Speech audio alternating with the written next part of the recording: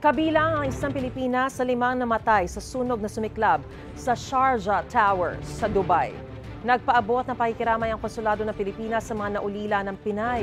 Minomonitor din daw nila ang lagay ng asawa ng Pilipina na nasa intensive care unit naman dahil din sa sunog.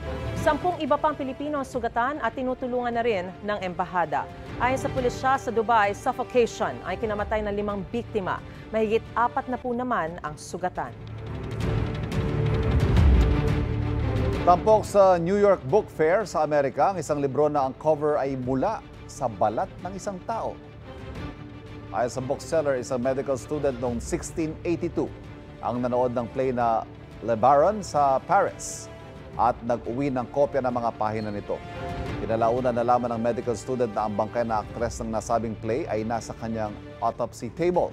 Kaya para ma-preserve ang alaala ng aktres, naisip ng medical student na gamitin ang bahagi ng kanyang balat bilang cover ng mga kopya ng mga pahina ng play.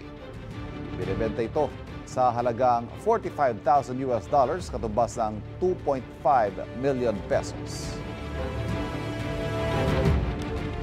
Kapuso, para laging una ka sa mga balita, bisitahin at mag-subscribe sa GMA Integrated News sa YouTube. Sa mga kapuso abroad, samahan nyo kami sa GMA Pinoy TV at sa www.gmanews.tv.